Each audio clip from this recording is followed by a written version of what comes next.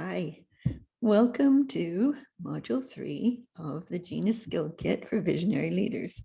So in Module 1, we looked at why this new kind of leadership is so different.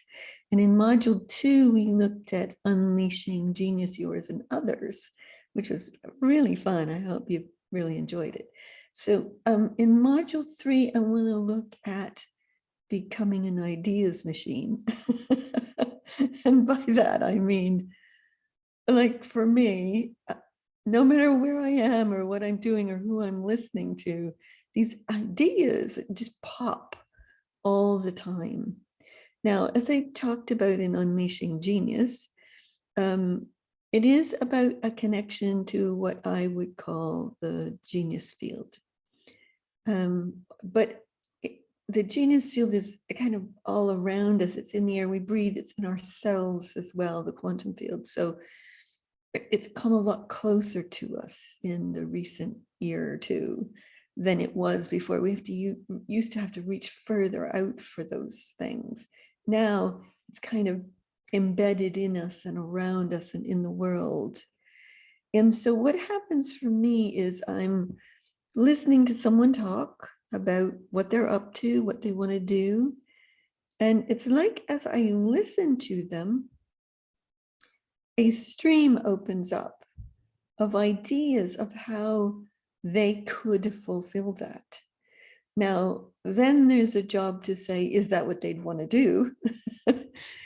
Often I do find that when the stream opens up, it is kind of directly connected to who they are and what they want. So it does often fit very, very well. So how does this occur? How do you become an ideas machine? Well, first of all, you want to make a permanent connection to the quantum field. Now, how do you do that? Okay, well, in Unleashing Genius, we talked about that you kind of plug into it, that here you are, you kind of like a standalone computer, and here's the infinite internet of all things possible, all things potential, all things, amazing. And so you kind of like plug yourself in, and then you let it be a part of you, a part of your field, a part of your daily living experience. And it's interesting, I suppose you can shut it off if you want. Like, I don't often find ideas come to me when I'm out shopping for groceries. But it's not like I've turned it off. It's just that I'm focused on other things. But when it's wanted, it's more like I've opened a stream of connection. Just like I suppose if we use the internet experiences, I'm not just Google searching, because when I'm Google searching the quantum field or consciousness or the energy fields around me, I'm looking for something specific. I'm asking questions and I'm looking. Becoming an ideas machine is quite different from that. It's like you're always oriented to new possibilities, incredible solutions, miraculous outcomes, things that haven't been considered yet, newness that will just exhilarate everything, everywhere.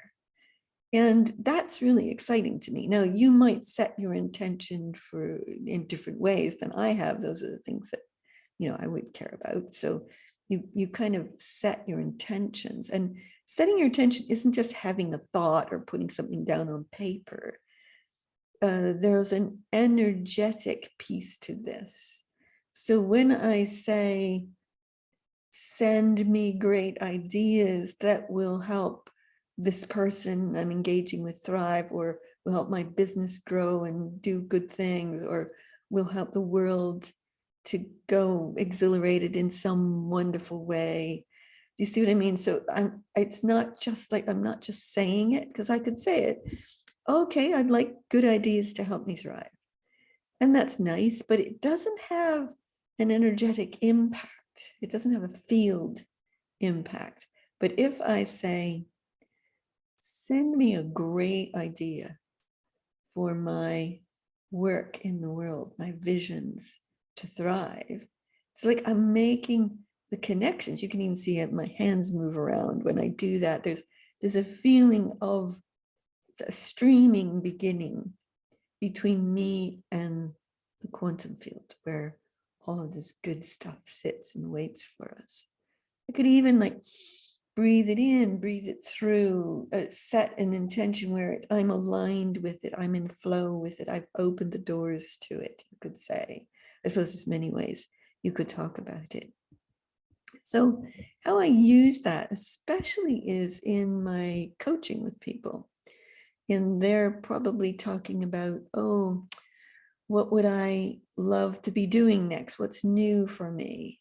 So when I'm doing that for someone, I am first connecting with them as a being. I'm looking at their deep essence, their deep desires, their visions, their passions. That's all the kind of what's in them and already in their field. Then I'm looking at their greater, higher, more infinite being and what that being is here for and what it wants next. Then I might ask even bigger, let's say, what does the universe want them to be doing for it next to fulfill life and to fulfill who they are and what they're up to. So those are all things I would do to begin that conversation with someone. I'd have them look, I'd have me look, we'd share what we get, we'd see what the playground looks like. And then goes the ideas, because we'd have a conversation about it first, by the way, and then they'd kind of want to find their resonance, their alignment, their flow with that. Does what we're talking about light them up? Do they want to say yes to something like that? Then what you want to do is look at possible streams of expression for that. And often I find there are many pathways of expression, and it can get as practical as you want. But when you look at different pathways of expression, let's say someone wanted to change the world of leadership today. Well, they could go work with all kinds of corporate leaders. They could become a consultant, a coach, a trainer in corporate business, or they could become a speaker. Now, they might do both things, and both things would fit very well, but there could be a whole other different way of innovating that for them. And I'm looking for the ideas that are innovational, that are resonant with them, that are exciting and give them a spark, a fire, a va-va-voom to move forward, and that go ping in the world, you could say. Like supposing you want to get an idea for a name for a new business or a new course or a new offering, you want something that's got a ring to it, a vibe to it.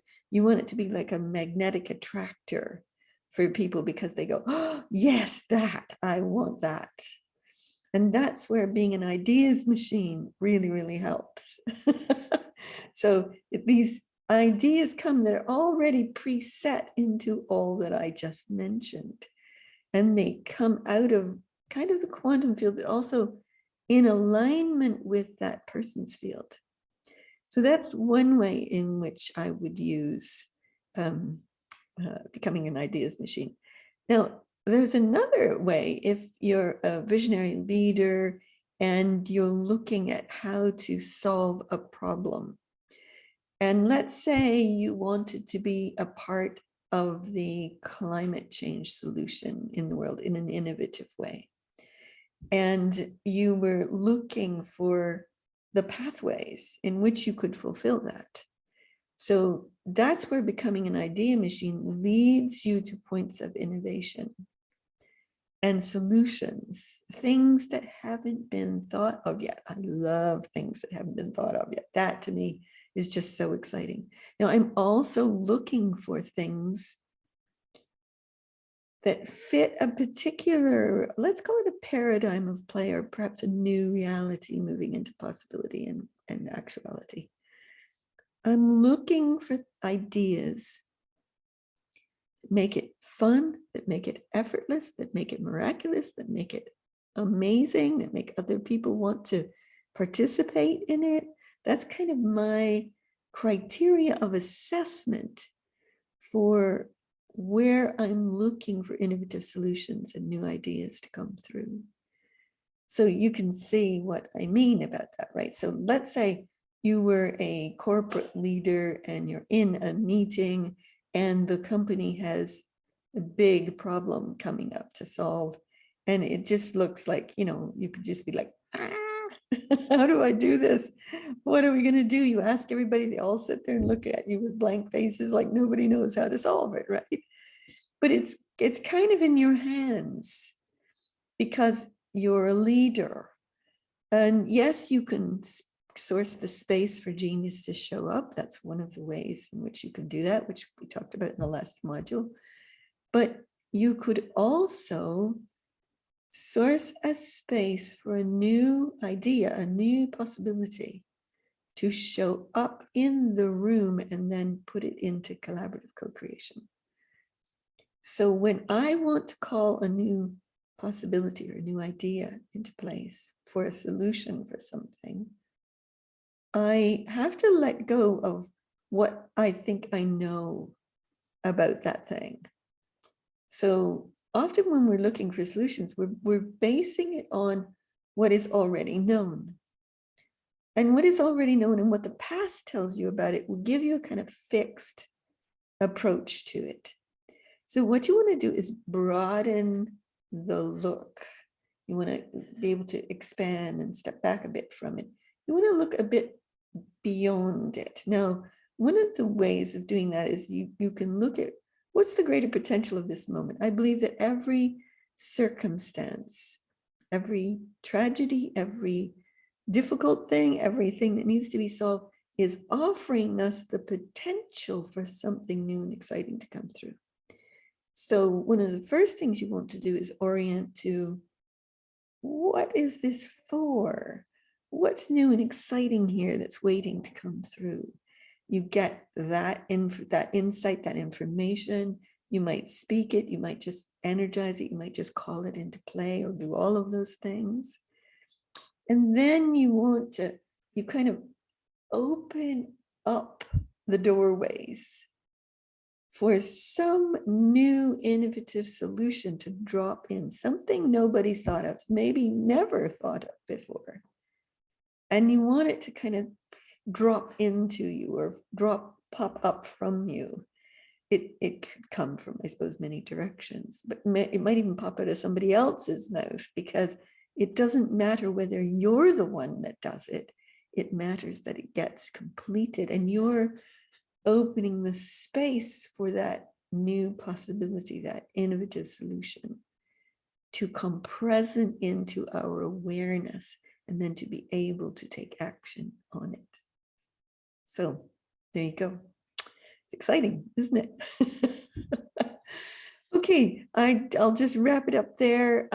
Give this a practice, play with it, see what happens when you do and see what you discover about becoming an ideas machine and finding innovative solutions for things you didn't think you might find a solution for.